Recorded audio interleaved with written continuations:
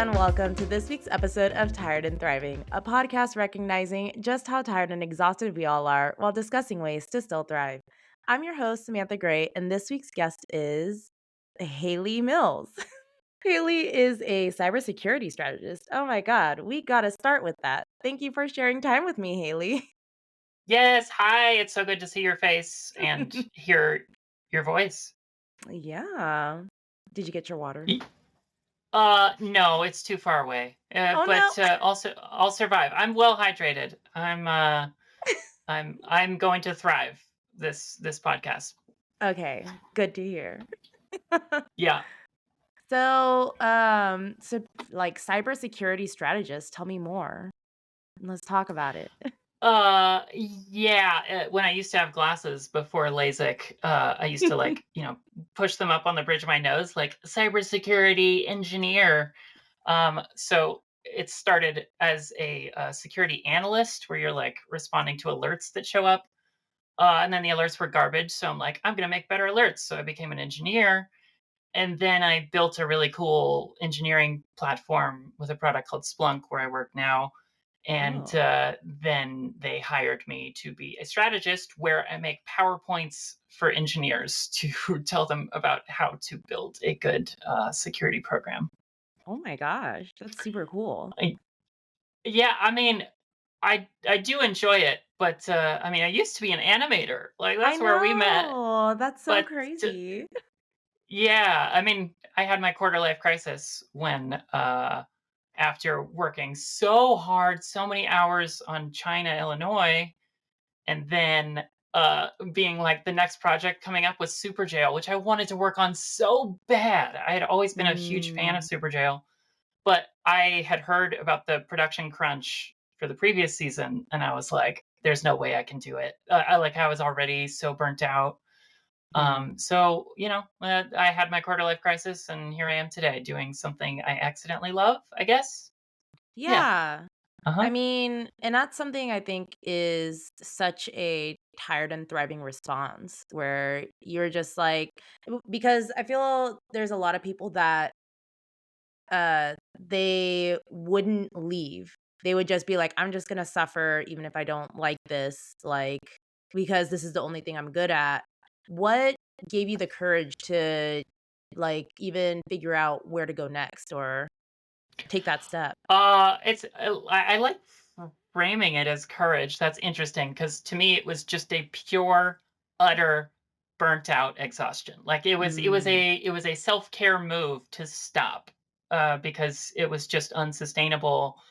And just notice like, oh, I'm drinking a lot and smoking a lot, and all these sorts of things to cope with existence, as one does, and it was just a smart move. And I'm so thankful I had, could make that move because I moved in with my parents for the quarter life crisis, as one does, and thankful I could do that, because I just sort of stumbled into cybersecurity while sort of having this sort of just, I was just applying for like receptionist, retail, mm. like waiting. And not really expecting anything, but knowing that going forward with the path that I was on was heading towards a wall. Oh my So, I gosh. mean, I think sometimes that is the thriving thing to do is realize how tired you are. Yeah, definitely. With animation, was there like, do you still do art in any capacity or I mean, I live my life artistically, I guess. Uh, I mean, it's funny. I think, because it was such an integral part of my identity, being an artist and then being crushed by the industry or like the mill of the industry, it really was like a soul wound of some kind because I didn't realize till I made a friend 7 years later, or no, probably five years later. So I left in 2012, beginning of 2012. 2017, I made a friend. And they were like, "Oh, you worked in animation? Oh my gosh, that's so cool. We should hang out and draw sometime." And I Mm, was like, whoa, yeah, let's do that. But then being like, oh, whoa, I haven't drawn anything in 5 years, which is wild to me because it was something I used to do every day. mhm. Um, But so like here and there I'll draw, like I made a little piece for my sweetie's birthday because they were like having a thing organized and I thought it would be cute. But yeah, so it's like it's still in me, but I don't know how much energy I have for it anymore. And I have so many things I want to do and Yeah. so little. Like, let's talk about it. What things do Ooh. you want to do? Are you doing? Like, what does what time do you get to have after your job, or what helps you thrive through your job? Well, right now I am on short-term disability because I got long COVID and then I burnt out at work while dealing with the fatigue and the exhaustion at all times. Ah! And so that's fun that I can, well, it's great that I could do that. And great that I also like made the jump again to like realize how tired I was so that I Mhm. could thrive. Um, but yeah, I'm just good at burning out. Apparently, I just apparently tying your self worth to your productivity is unsustainable for some reason. Huh, Who I knows? wonder how that came into existence. Couldn't be from our culture or like repeated ad nauseum. You can never just do something for the sake of doing it. It has to be like, how do you monetize that into a side hustle? Yeah.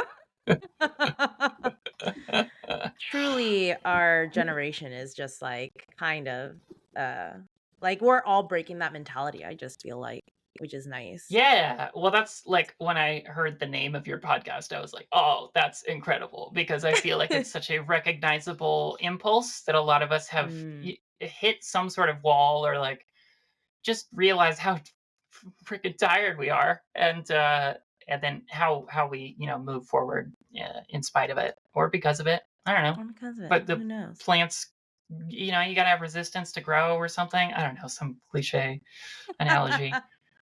As, like, we get what is it? This pesticide spray on us as well. Uh-huh. We're trying to, like. Sure. Yeah, I like the there's a I can't remember like which South American country that has the like motto of like you tried to bury us, little did you know we were seeds. Oh my gosh. Yeah, that's pretty good. I do love that plants are such a they root down really hard first before they sprout up. They're like, let's make the best Mm. base Mhm. ever. I mean, obviously that's not all the plants, but there's a lot of plants that do that. Yeah, and like a seed is like waiting for the conditions for it to start, Like it's Mm, like it's not just like you throw a seed anywhere and it's just going to try no matter what. It's waiting until it perceives around it like, "Oh, I could root here." And yeah, then it's sort of like, "Now I'll reach towards something." I really like that. I do Like there's so too. many nature allegories for just being a being. Yeah. And yeah, thanks for pointing that out. I like that one. I'm going to use that at a cocktail party and impress someone. Yeah, pinky up, like look Uh, extra fancy while you say it. uh, But then again, I do wish, like, we could be like seeds where I wish life could just stop for conditions to get right for then to be like, "I can sprout." yeah, Cause seriously. yeah. Because yeah, I feel just lucky. It truly doesn't feel like I pulled myself up by my bootstraps. It was just like Mm. conditions around me conspired, and then I was like, okay, I guess I'll take a step forward into this unknown, and then it worked out. Yeah. Yeah. Yeah. Oh, sorry. Oh no, go ahead. If you got something, you go. No, I feel like you Oh, I got was I was just something. thinking like just about other stuff that I do. Like I like doing stuff and that's probably why I burn out all the time. But it's like every weakness is also a superpower. Like, being curious and interested and like I always want to do stuff. But maybe that's also just like, ADHD and seeking novelty and Mm. things that excite me Yeah. and then realistically being like, well, you can only actually do three things. Well, I wanna hear what those things are. Like, what else do you do? Well, so I think early on when I got into cybersecurity because I was very grateful for a mentor of mine that sort of, I mean, how it came to be. I was working as a receptionist, talking to an old friend on the phone that I've known since I was in kindergarten, and he was talking about, we were talking about the rat race and just sort of like not having time or energy or money. Mhm. And he was like, "Well, I mean, I got in cybersecurity recently, and like it pays pretty well. Like, I bet you could figure it out." And like, I never like we use computers to make art, and like I've played video games growing up, so like in some ways, I didn't really consider myself a tech person. Um, and he was like, "Well, you can figure it out." And I asked, "Well, what's the starting pay?" He's like, like 60 to 80 grand a year." And I was like, "Oh my God." It was like the Ugh. dollar sign jackpot cartoon eye thing. Yeah. Uh, and he offered to sort of mentor me. So, like, from that point forward, for a year and a half on Monday, every Monday, we would Skype for like anywhere from an hour to 3 or 4 hours. Just Oh, if we got wow. interested in something, just sort Mhm. of like dive in and break stuff or hack things or detect hacks, and then just got really interested. So all that to say, when I got to the industry, I what I found as a beginner was like there wasn't actual beginner resources. Like I would take a course that said like beginner cybersecurity, and then it would be all sorts of like lingo and stuff I didn't understand, and I would Google to other things to find out what the hell they were talking about, and I just realized that's like that's sort of unwitting like technical jargon drives a lot of people away. Yeah. um like I didn't think of myself as a tech person. I think sometimes people don't think of themselves as an art person, and it's like, Mm. well, you don't have to monetize it, you can just enjoy it. And there are principles to drawing. Like if you really like want to learn, you can learn the principles, and the more you do it, you'll like get better at it. Or Yeah. like learning an instrument or whatever. So I saw this gap in like education. So I made like a course. Well, first I just had a Skype call that people could just like, I'm in the industry now, like for a few months, but sure, hop on and just do stuff. So I Oh, did that for wow. a while, and then probably had like 30, 35 people roll through that class over a course of a year, and maybe six did stick around, but eventually those six all got jobs. And so then I was like having a class every week where nobody showed up, and I was like, okay, well, I guess that was that. But yeah, I like teaching stuff or like simplifying concepts that feel mystical and esoteric, and just being like, no, like you don't have the on roads, or know what to study when to like reach proficiency. And I think Yeah. that's a learning art and animation, like how to draw. It's like there's how to play music, there's how to do cybersecurity. Mhm. So yeah, I just had a passion for that stuff, and yeah, but then I like do that. I do my work outside of work, and what do you know? You burn out.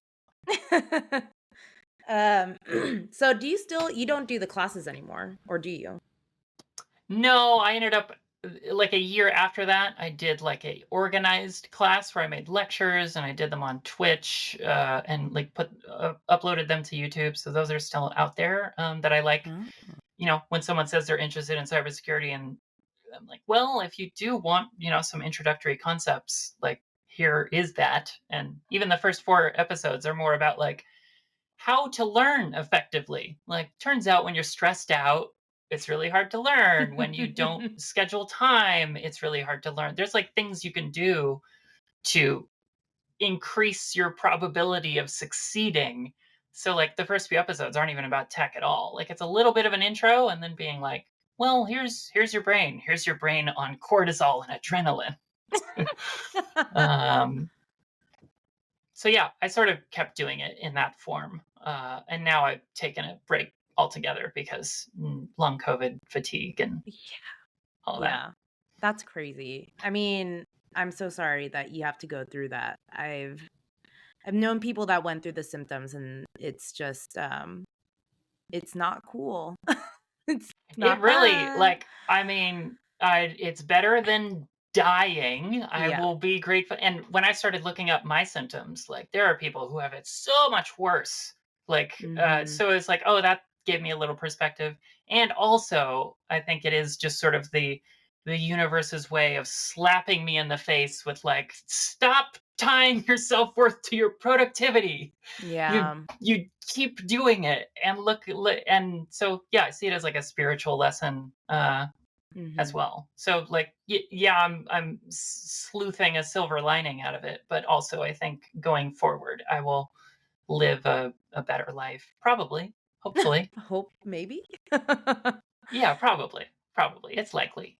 I feel like I need to watch your classes though, because that's something that's always been very hard for me is like, how do you make time? How do you figure out how to study and how do you learn? Like, that feels like a very useful life lesson that not a lot of people teach, obviously, because they only know the subject rather than like, how do you study? Yeah, and that's what I found over and over was like, I just so happened to like my autism ADHD figured out schooling as a young child, like how to cheat schooling. So it like figured out what is the best way to study, what's the best way to remember, like, all these strategies that I just lucked into. And oftentimes when I would be teaching people, I realized they didn't really have those skill sets. So it was Mm, like really important to talk about you should take notes and like it feels arbitrary to do it, but it will actually help you retain it and then you've condensed information.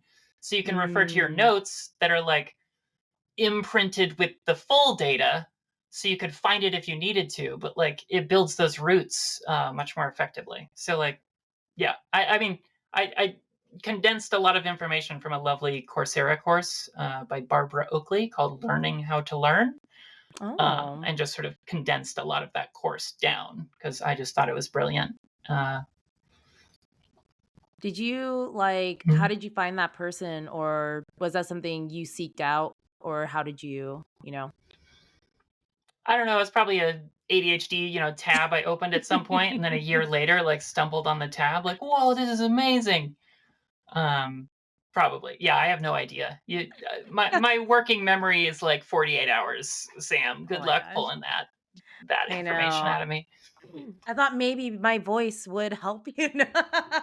The voice would just like help you Listen remember. to my voice. Access your memories. Close your eyes. Let's dive deep. uh, Well, okay. So you burn out from this job, and then what do you shift to when you do have a burnout? Do you just like, is your thing to relax and play video games or something? Or is like your thing to just be like, okay, I got to focus on this next thing to like take my mind away from, this job?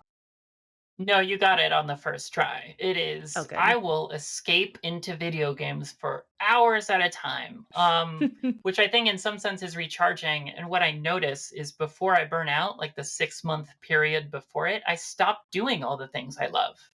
Like, I Oh, stopped playing video games, I stopped watching movies, I stopped reading books, and I'm just so tired that I just sort of let all these things that help me thrive leave them by the wayside. And then when I hit that breaking point, then I just binge a podcast or an audiobook or a video game or what have you.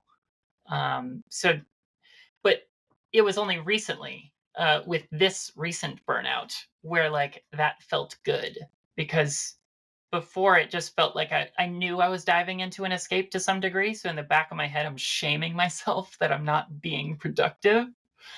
And mm, I think this burnout, I mean, I intentionally did like, well, therapy once a week instead of every other week and all this stuff that I'm sort of like digging into, like, what is that? And now when yeah. I'm like tired and recharging, I'm like, hell yeah, I love recharging. And there's no that sham tape isn't playing nearly as hard as it used to be. Yeah, definitely. Do you feel that it impacts your social life as well? Like, do you cut off friends, or is that, you know? Yeah, I wouldn't say I cut them off so much as like I isolate. I just sort of like stop instigating. Mm, Yeah, and so like with my partners and sweeties and so on, like I sort of like will just straight up tell them like, hey, just so you know, little down, so my like communication will probably drop. I love hearing from you. So if you reach out, like I will respond eventually, but like also this is a it's a pattern of mine that I know. So like don't worry about it. Like I'm pretty good at it at this point. Like I'm pretty good at depression. Like not to brag, but I am really good at getting depressed and then becoming undepressed. So it's like not something I Mm. worry about. Like in my 20s, it just felt terrifying. Now in my 30s, I'm like, oh, you again? Ah, geez. Here goes the next 3 months. Oh, no. Does that, like do you feel the depression is an onset from the burnout, or is that more just a random or, like, you know what the trigger is or, you know? Yeah, I mean, it's definitely tied up together in that, like, I think over the past 8 years, treating the ADHD with diet meth, aka Adderall, Oh. sort of I was like, helped I'm the not depression not yeah, I know, it's a funny ADHD joke, but I wanted to make sure people knew I wasn't doing meth, just diet meth.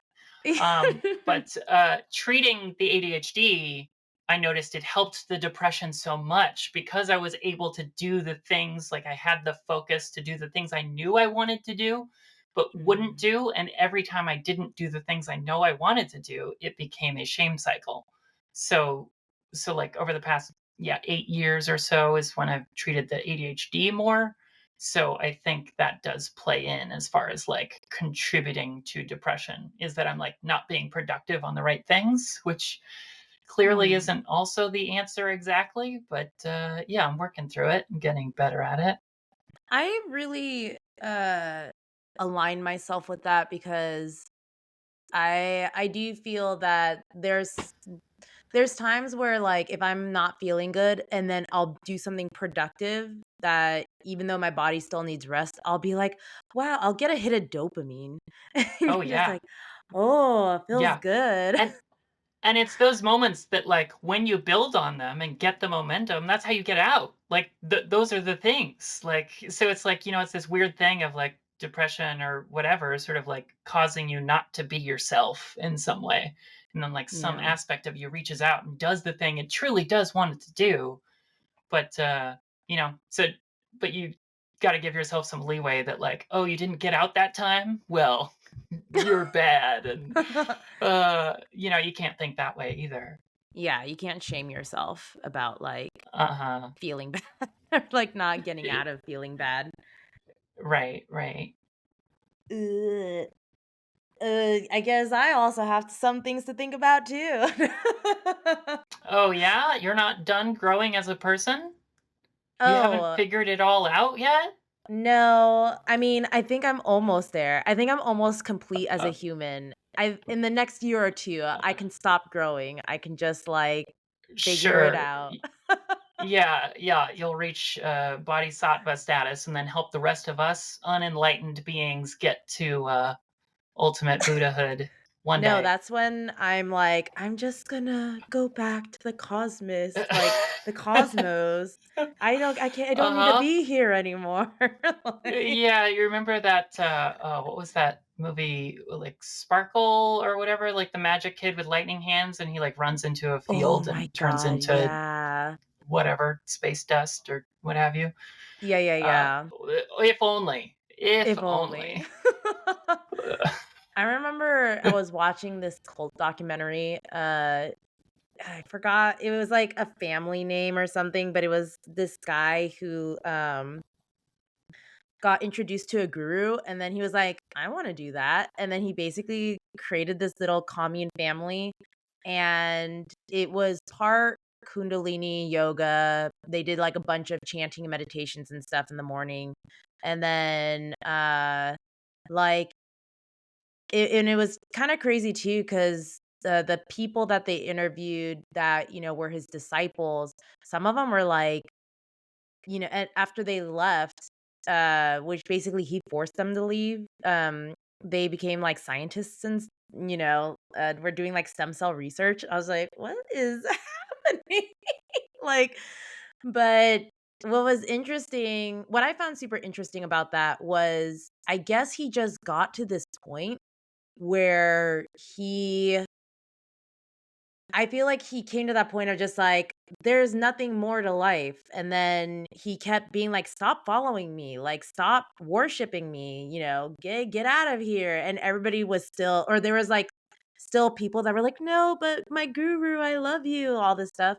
And he essentially like, it was a really weird, he did this, he did a send off. He basically like tried to kill himself by doing a send off of, getting on a glider, like hang glider, and he hang glided off Whoa. of a cliff, and then and all his disciples were watching, and then he just, like, plummeted down to the bottom of the, like, onto the beach below and broke his back, and then all the women, like, carried him back up to the house, and he was, like, pissed off and in pain for 2 days, and then he passed away.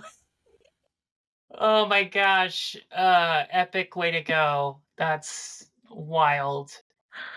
Oh, that reminds me. Well, it's interesting. Like a cult in that, like, breath work is really powerful. You sit and Oh, meditate 30 minutes to an hour a day, you'll probably feel better.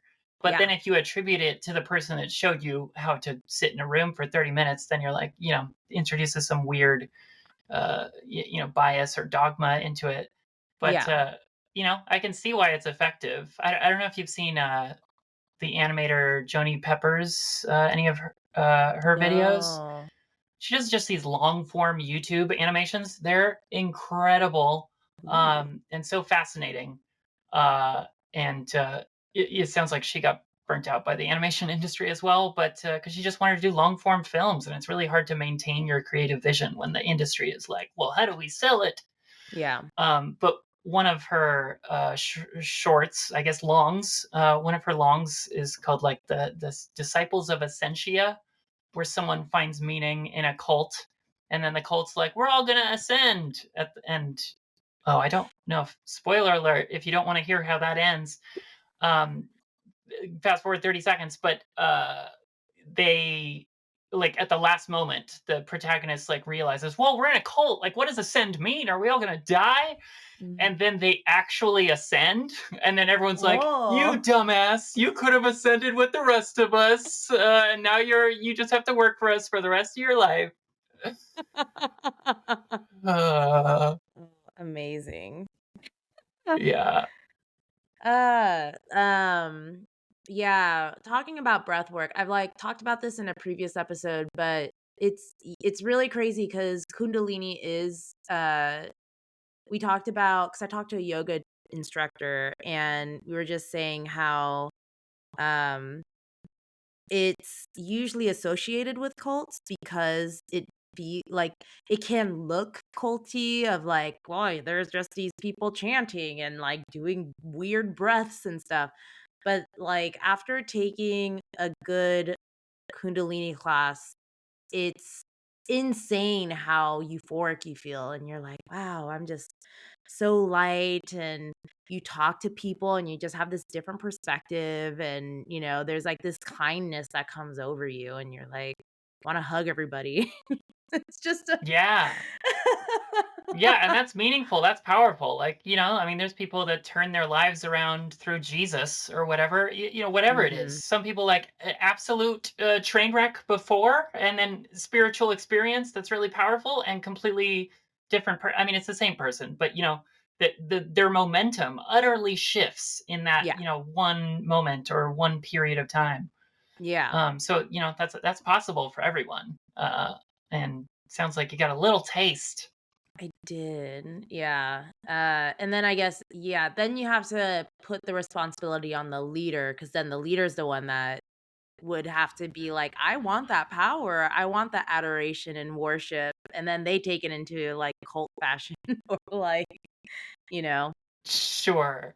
Yeah, it's and I mean, most of those people that like get involved in cults, I mean, it's like fascinating the psychology there, but they're so lonely. Like they Yeah. don't have community. I mean, so many of us don't have community. I feel lucky that like animation itself was like its own community. Mhm.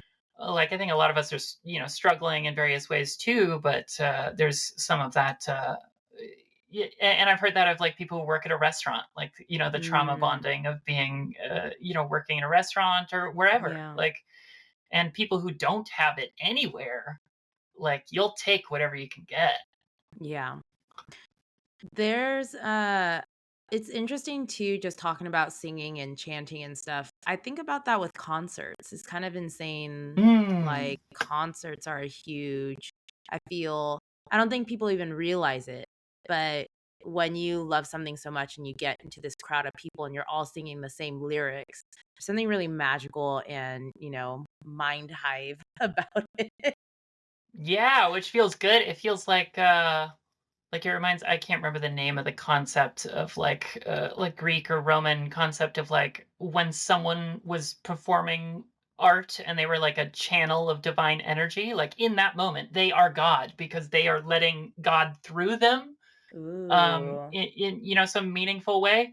And that happens to the performer, but it also happens to the crowd where like your ego disappears, and the ego, all the attachment, all that stuff, it's when it's gone, then there's this, pure bliss behind all of it. And to get to, experience it for a moment is so satisfying and so cool.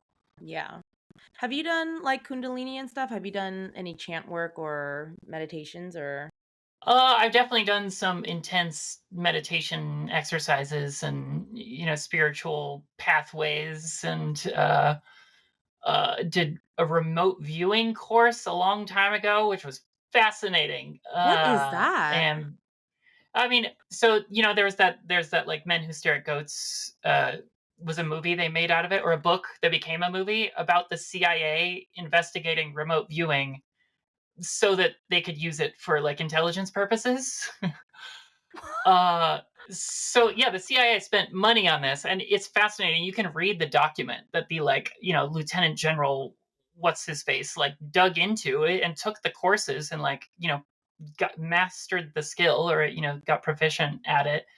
And reading his very like his expose about the program, it's so fascinating because he's just very matter of fact, but also being like, I don't know, I had some powerful experiences. Whoa.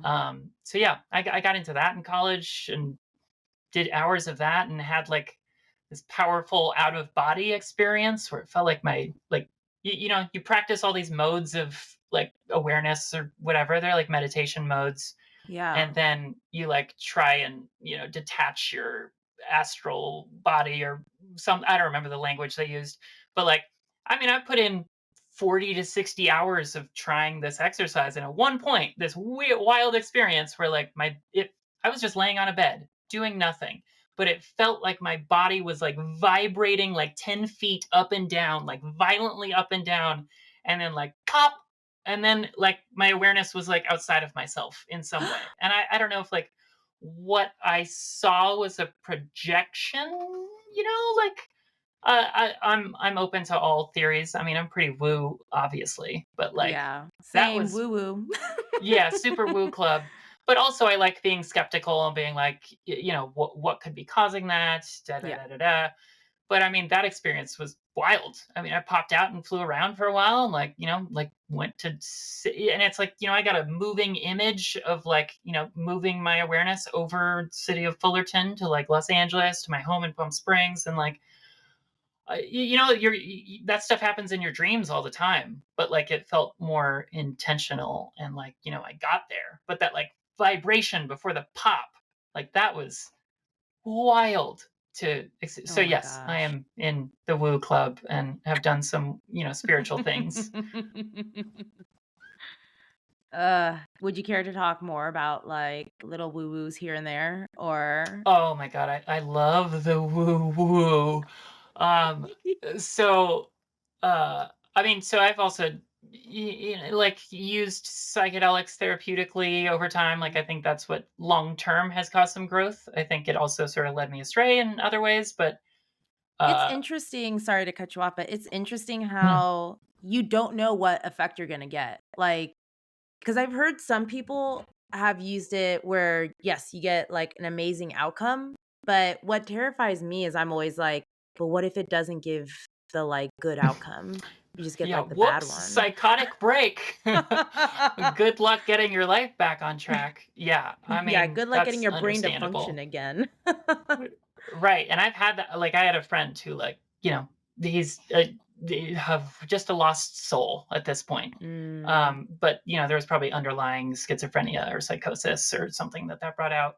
But, yeah. regardless, there are lots of good things that can happen to it, and I think, approaching it in a moderate way where, like, this isn't gonna solve all your problems, Mhm, because then your mhm. mind becomes in this really plastic state, and then you enter a psychedelic state, and you're like, "This solves all my problems," and you come to the wrong answer. Ugh, Like, rather than a leading question like, oh, maybe I could like live my life a little bit better, you like think like, well, life is clearly this reality where this is true, and then you just become psychotic. yeah. So like, that's a thing that can happen. But anyhow, uh woo woo stuff. Yes. So I mean, like, every once in a while I get in a few months where I use tarot, and like the results I've gotten from divination are just kind of wild, overall. Mm, But I remember in college, me and my friend, we were Googling how David Blaine does his levitation trick. We couldn't find anything that, 'cause Google was a different thing yeah. 15, 20 years ago. But we stumbled upon these videos on YouTube of people doing, they call it PK or psychokinesis, of like moving things with your mind. Mm, Ooh. But like, we sat and practiced what you do is you fold a tiny square of aluminum foil, like maybe 1 inch by 1 inch, fold it over twice both ways so that it becomes like a little umbrella, and then you put it on top of a pin like a thumbtack, and then put a glass over it, and then try and move it with your mind. And so, there's tons. I don't know if there are still these videos all over YouTube, but like, we found these and we were like, whoa. And then we tried it. And eventually, you're sitting there just staring at an aluminum foil on a thumbtack for hours, which I wish I still had the time to do. But eventually, like, we both got pretty good at it. And it was weird that, like, when it started happening, you're in this weird state of like not willing it to happen. You're sort of like in this limbo that, like, you can tell when you're there because it's spinning wildly, but then you get excited and then it stops. As soon as you get oh, as soon as your awareness leaves that comfortable calm place and you're like, I'm doing the thing, it immediately stops. wow. So we started with that, and then moved on to like sending back and forth like shapes and colors. So like, triangle, square, circle, and then just Roy G. Biv, like, or not indigo because that's not a real color, but the other six.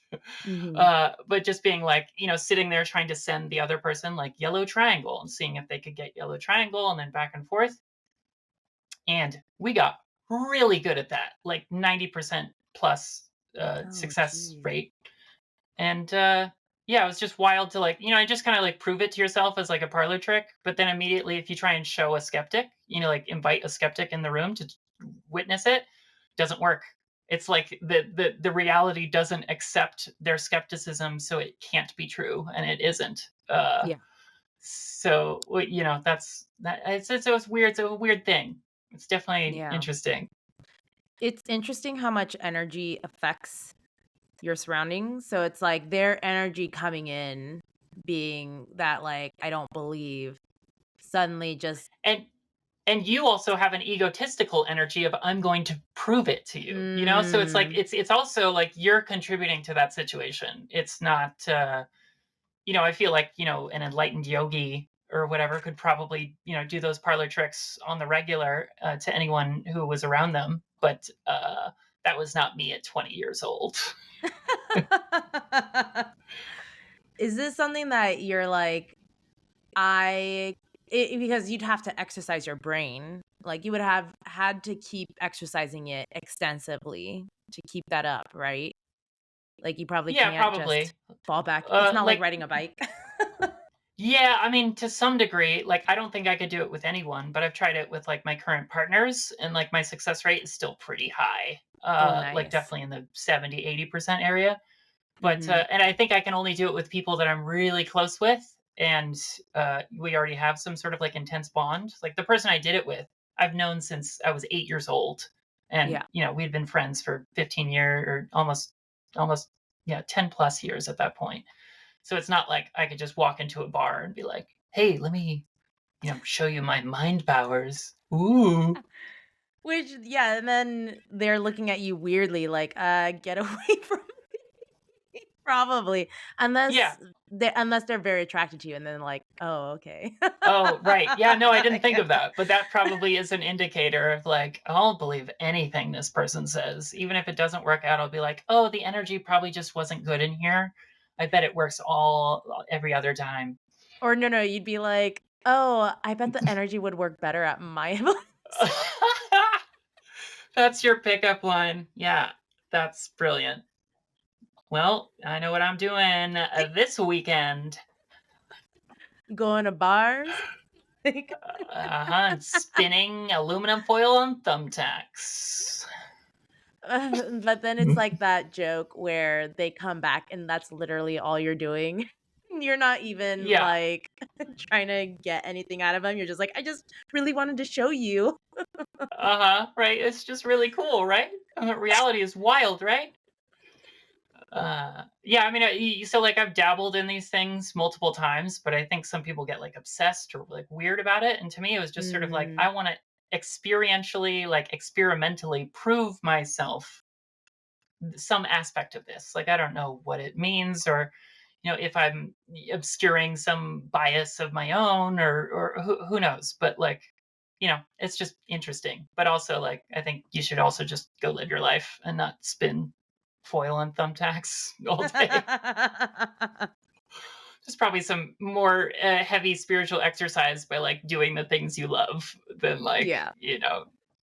doing that. Well, speaking of not spinning thumbtacks, what other Uh, things do you do that help you thrive in your life? uh, I mean, like video games and movies. Like I'm just like fascinated by game design and like how to construct a film. But also spending time with people and like cultivating uh a group of humans that you love, where like Mm. spending time with those humans drains no energy, it only fills you up. And like Oh. it's so hard to do. Uh, and I mean, this group that I have right now, like it started with just like anime night, like, oh, let's watch anime on Mondays, and now it's like these are my people, I'd die for them.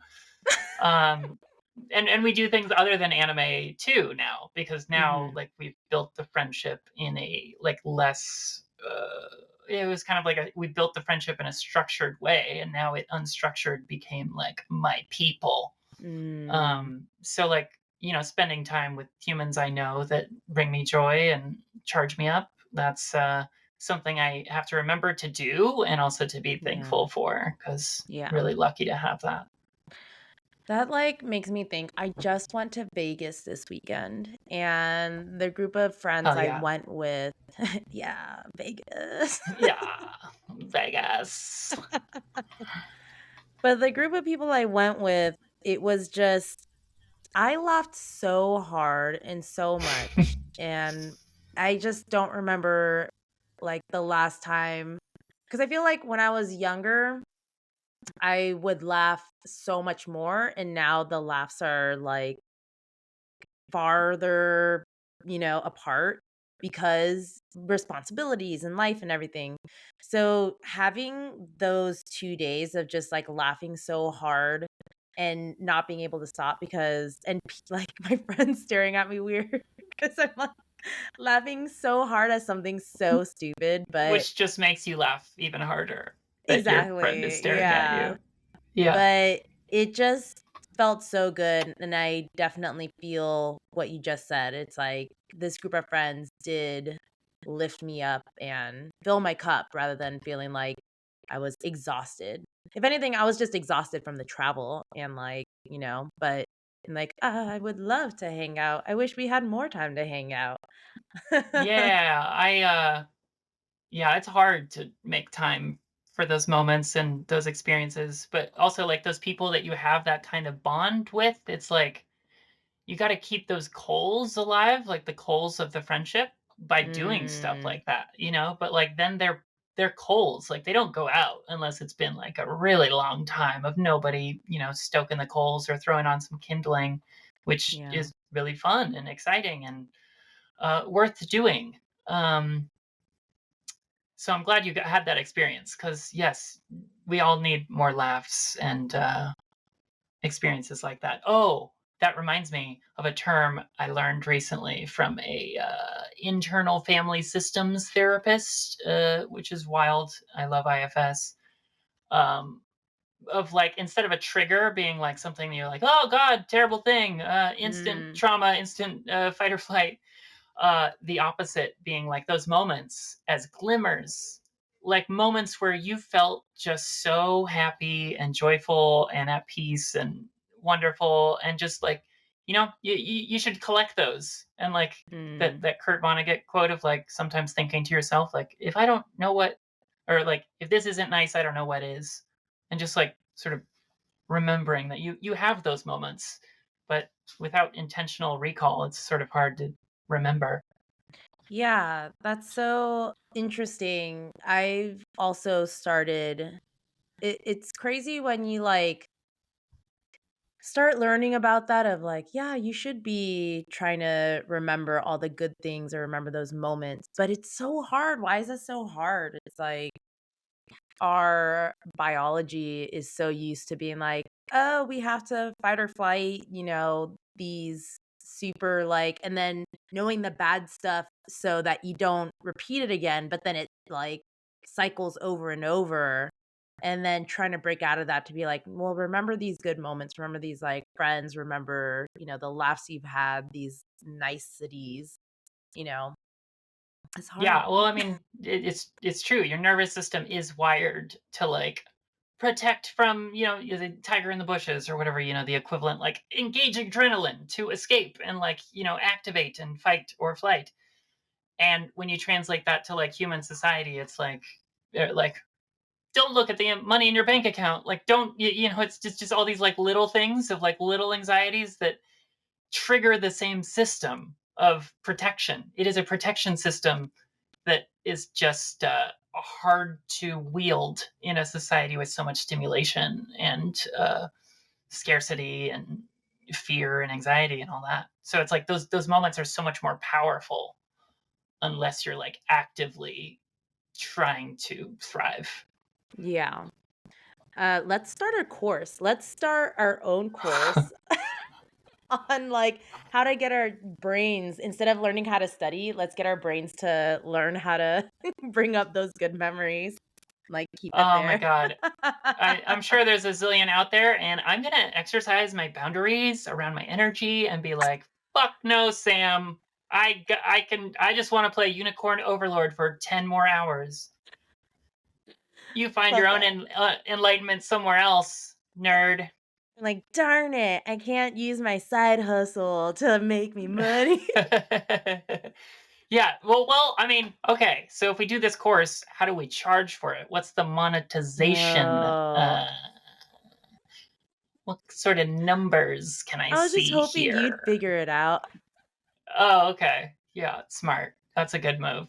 The group Yeah. projects where one person does all the work. Yeah, yeah, yeah, and then I just am like, "Oh, I'm the manager, I approve things." Like, Uh-huh. you come up with the ideas and I'll say, "Yes, that's good," or "No, that's bad." Uh-huh. And then count the cash coming in. Oh my Oh, gosh. goodness. Well, okay, is there anything recently or in the past couple years that's helped you thrive and feel passionate and reinvigorated? Hmm. I mean, I think what my brain is leaning towards in response to that question is therapy. Like, dear God, therapy. Mm. But for years before, uh, like, I just went to therapy because I was like, please give me hormones. Oh, wow. And then I was like, oh, like feeling a little bit better after talking something out feels really good. And then 15 years later, here I am. But I felt like I sort of reached the limits of talk therapy. Like, yeah, I could see my problems, I could explain them, I could sort of detach from them where I wasn't triggered by them, and like blah blah blah blah blah. But like, my body still felt it. Like it was still like encoded um, into my Mm. body. So the past few years, I stumbled into somatic experiencing therapy, uh, which I don't know if you're familiar with or have done any somatic sort of No. therapeutic Let's practices. talk about it. So like I hadn't either. And uh basically it's like rather than talk about stuff, you feel things. And so it starts with like 10 minutes of grounding where like you feel the bed behind you, it's supporting you, the air you're breathing is supporting you, support. You're grounded in all this resourcing, like so your body is entering that rest and digest mode. And then you sort of like scan your body and like, well, what part of your body has tension right now or like feels strange or like unrelaxed? And it's so weird. So like basically what happens for me, I'm sure like this happens differently for a lot of people, but I'll approach the point of tension with my awareness, sort of like where you think about the end of your finger and you can like feel this like magnetic like like you're thinking about your finger and so your finger's like, Mhm. yes, nerves, like here's your finger. So like I approach it and then like memories start coming at me like on a theme, so depending on the body part. So like for me, back of neck, shoulders is all being a burden on other people. Lower back is carrying a burden for other people. Heart is obviously relationships. Gut is like unmet desires and wants. I had one that was like a weird sensation on just like an inch or two outside of my skin, all over my body. And when I approached it, it was the feeling of being judged and like societal expectations of women and transness. It was all this like societal pressure, but like my body like translated it to me in this somatic way that like, and then you just sit there with your inner child, like, it's okay. Like you did this to protect me, but like you can calm down now. Everything's good and we love you and you're getting better and all that. But Oh, wow. yeah, wild. And it's been so helpful. Just as far as feeling a little bit better all the time. Yeah. I think I got a little bit of that, in one of my acupuncture sessions, but Mm-hmm. it caused such a violent reaction out of me that she, like, stopped doing it.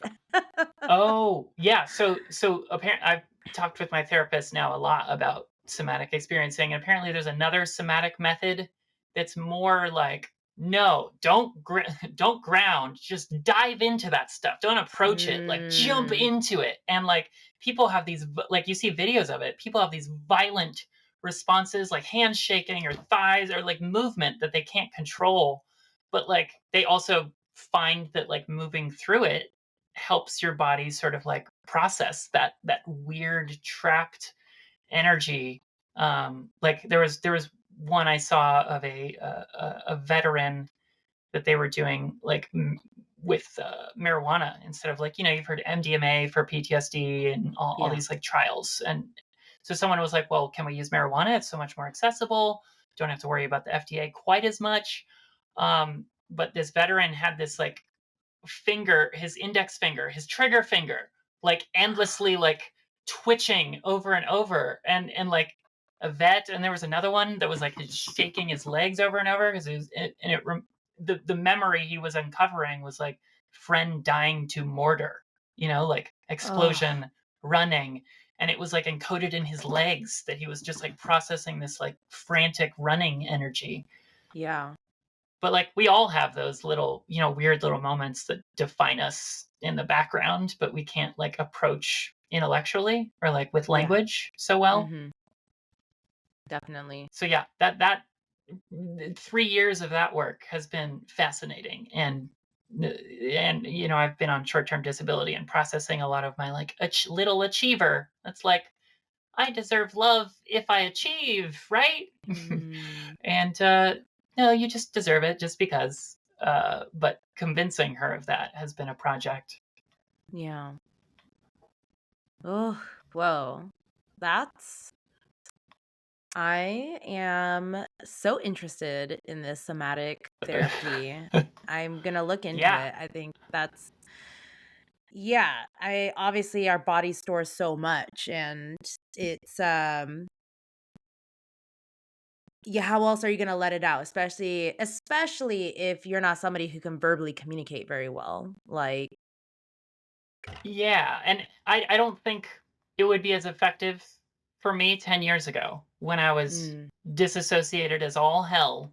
Like, as a trans person, I was so disconnected from my body.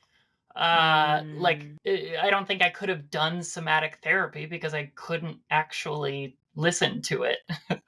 Oh Because, wow. teenage self had cut off from it. So I feel like, it was a natural progression for me, but I think some people find it in like EMDR is a somatic method, like you're looking at lights or feeling vibrations in your hands, and Yeah, somehow is that that the like one where you do activates your tapping brain. too? Or you're like tapping? Yeah, there's all sorts of different methods of activating it, but it's like Mm. left hand, right hand, whether it's touch or light or sound. But I know some people, they just walk into a clinic, get 6 sessions of EMDR, and like work through some really deep seated stuff that they're like, I don't even need talk therapy. Like I did it. I'm like, oh, wow, lucky you. Good for I'm going to you. sign up for 20 more years of therapy. Well, I'm so glad Uh, that's been helping you though, and I'm glad you found that. And to share it with yeah. me. Um, I hope it helps somebody out there. But in the vein of funsies, is there a random animal fact you can tell me? Oh my gosh, I was listening to your episodes and I was like, "Oh, I should think of an animal fact before it happens because my brain does not store this type of knowledge well unless we were like randomly having a conversation about capybaras Yes. and then my brain would be Mhm. like, "You know what capybaras can do?" Um well they can I saw one at a zoo once that sneezed and it was adorable. Oh, So what does it capybaras sound can like? sneeze. I mean, it's achoo. It sounded like achoo, but it was so cute. So capybaras can sneeze is the best I can come up with on the spot because I'm sure bats echolocate. Yes. Uh, oh, I've got a fun one. Okay, so there was a comedian I follow, Shane Moss, who had like a comedy show where he would invite a local scientist to talk about their work and do a comedy show, like couched in between slash around it. So there was some sort of ASU dogologist. I don't know what kind of dog scientist they were, but they wrote a book called Dog is Love. And what they found was because they were trying to do all sorts of like genetic isolation of what are domesticated, which animals are domesticatable, and like who follows a point, because there's a lot of animals that don't follow where you're pointing, they just look at your hand like, what are you Mm, doing? mhm. um and so what they found was that uh, dogs have this particular genetic sequence that in humans is called Marfan syndrome. And these people are like really, really touch motivated. They're very trusting of everyone around them at all times, which can be dangerous as a child because you're just sort of like drawn to everyone. Um, and so dogs have this, and it also adds like a sort of like softness to the face. So you think of like a wolf that has this like sharp angular, and dogs generally softer, rounder. Yeah. um and then to sort of prove that point that like dog this is the thing that dogs have that make them dogs. There, I don't know if you've seen these videos of domesticated foxes. There's like a they Yeah. were they're so cute. They're just like little rapid hyper cat dogs. But they only started domesticating them like 40 years ago, and were able to domesticate them in like 2 to 3 generations. And when they tested the foxes that were the domesticated ones, they all had Marfan syndrome. Like they had that genetic sequence that made them so much more naturally trustworthy.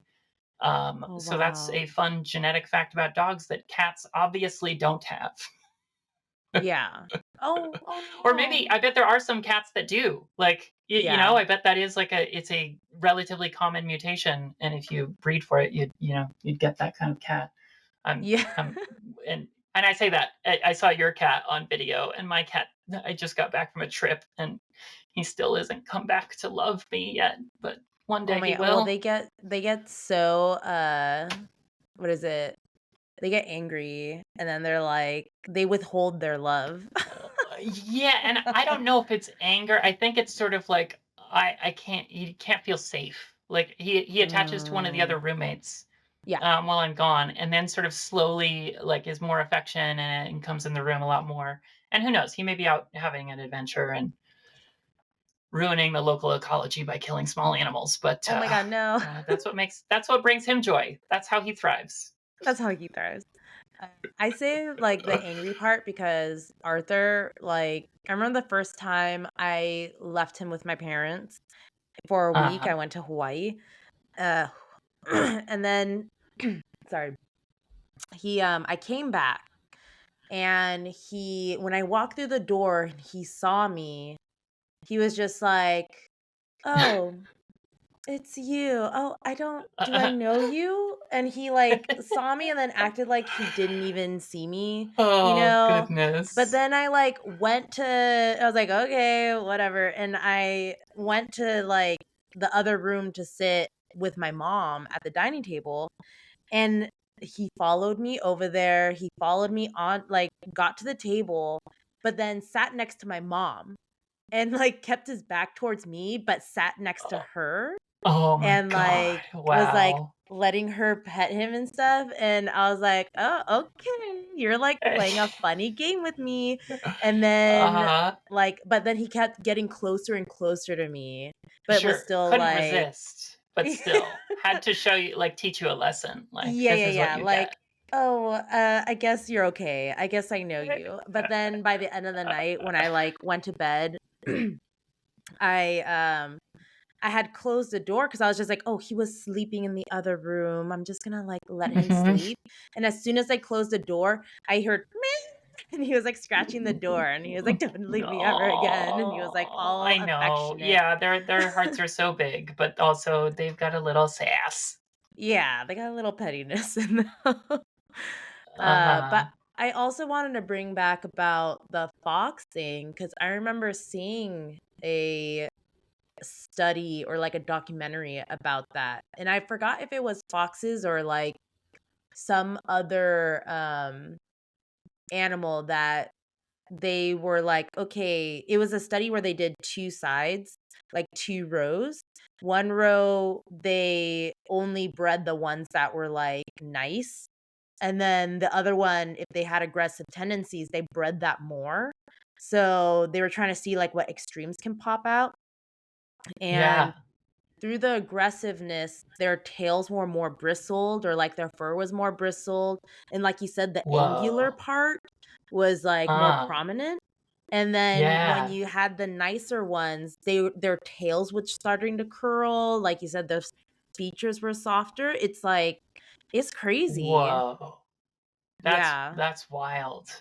So it could have been Wild. that genetic, I forgot what you called it, but yeah, it's, like, in everyone.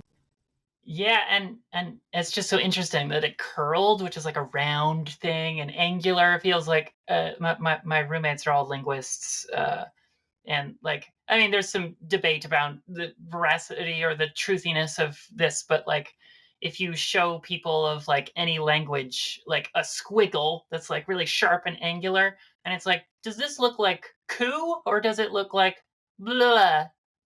Everyone says it's "coup." Everyone. And then if you show them the swirly, Mm. squiggly, soft, squiggly lines, and you're like, "Is that "coup" or blah?"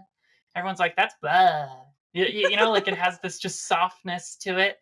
And I mean, yeah, I don't make any claims about what that means, but it's just interesting that you know maybe nature is like a mirror or something. Ooh. Yeah. Nature be teaching us lessons. Uh-huh. Yeah, those Forcing us to plants. face Wow, we should ourselves. root and grow towards the light or whatever. Yeah, let's make a course. Gonna bring it back. Kaylee, let's just make a course. Yeah, how to be a cool plant. How to be a plant in curl, Uh-huh. like, Yeah. with soft features. Yeah, yeah. Oh my gosh. Okay. So, as part of the show, I'd like to pull out a tarot card for the episode because who knows? Maybe you'll need to hear it Woo! today. Woo! Okay, I'm excited. So I'm gonna start shuffling. I'm using my Aquarian tarot deck, and I'm just gonna shuffle, and you just tell me when to stop. Right. Meow. Okay. Uh, you got the Three of Cups, and she's No reversed. way. I was literally hoping it was Three of Cups, but I got Three of Cups reversed. Yeah. Oh, okay, Oh. okay. I love Three of Cups. One of my favorites. I mean, it's so Ooh. friendly, Yeah, but just like like, the ladies hanging and we all got cups. This is great. But it's reversed. but it's reversed. What could it Oh. mean? Oh. What do you feel from just like seeing that card though? Well, I see the three it looks like ladies hanging out with cups and all like facing inward and toward each other. Which I mean, I feel like it's resonating a theme of me of like what we've talked about with like hanging out with people, like look at my cup, and Mm, sharing our cups together. And here we are sharing cups together over podcast recording. And the reversal, I don't always take reversals as like the opposite of the thing, but more yeah. just like either on the edge of two, like on the balance of either, like both are true and like be aware that you're on the edge. Mhm. So yeah, I should have said it out loud just to prove I was psychic to everyone listening. But I was like, I hope it's Three of Cups. I love Three of Cups. It's so interesting because I sometimes I do that too where if I'm, like, in a sense, have a prediction or something, I'll try to at least Uh-huh. tell one person, Sure. So then I'm like, if it happens, it'll, like, seem like I'm psychic. Oh yeah. But I No, hate I know. when that moment happens of like, "Oh, I knew it, and I didn't say anything, and now no one knows." Right? Yeah. Well, you'll just have to take my word for it. I can see everything the moment before it happens, which is like the most useless superpower at all. Like, yeah, the moment. Uh, It's like, that doesn't help anyone. uh, well, what do you got for me Um, with the Three of Cups reversed? I'm curious. well, let's see. Yeah, because obviously upright, it's like, enjoy friends. But reversed, it feels very like, because I noticed the flower, which I think looks Oh, like a yeah, behind lotus. everything, that giant flower. Yeah, and so that becomes prominent, and it's a lot, like, that's a lot of petals, and it feels, in a sense, excessive, like, it Mm, could be that instead of just with a small group of friends, because if it's upright, you're just so focused on the girls, um yeah. but Oh, reversed, it's yeah. like you're really focusing on these flowers that there's so many.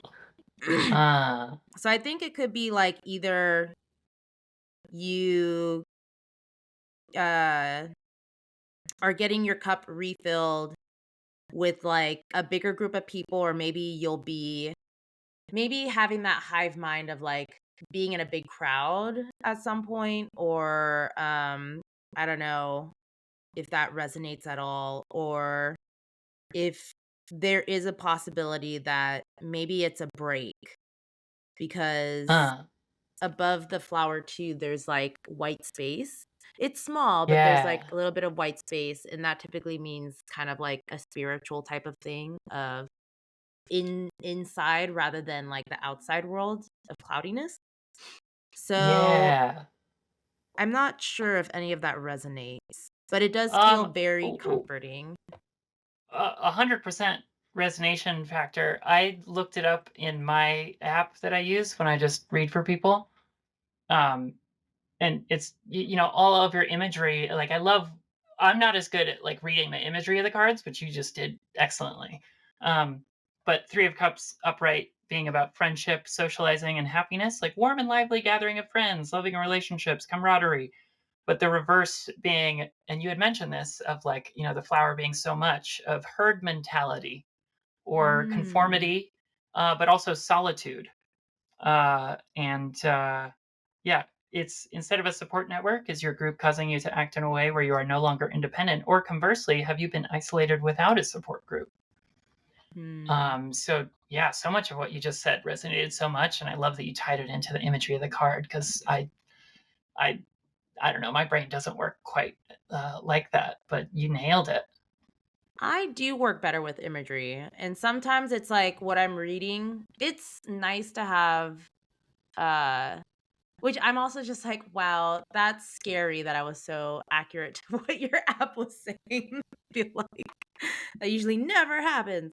But yeah, sometimes if like I think what sucks more is when the imagery doesn't come to me and then I need to read to like then tie it Mm-hmm. together to make sense. But Sure. um yeah, I'm glad that resonated. And, you know, if you're feeling, listener, if you're feeling part of the herd, just maybe take some time to isolate and to reground yourself or reconnect with your Or if friends. you're And too isolated, yeah, find a herd and hang out. yeah, yeah, either Oh, or, yeah, whatever you yeah, need, both and. both and. But, all right. Well, I guess we have to end this. Mwah. No, do we have to? Wait, we actually do. I'm so hungry and Oh my thirsty, god. but this was wonderful. This was wonderful. Thank you so much, Haley, for being here and talking with me. Do you want to promote anything, or like I want to kind of hook up your videos on YouTube because those sounded awesome. Yeah, I mean, I have zero interest in hustling it, but I know a lot of people are interested in cybersecurity. It pays really well, and yeah, feel free to reach out if you are one of those people. But my website, which has all those goodies on it, is the number seven, THDRXN, as in seventh direction, read like a license plate, Mm. because this is some real hippie shit incoming. But like the six directions, north, south, east, west, up, down, the seventh one is inward. Ah. Oh, well. Exactly. Yes, that is the correct response.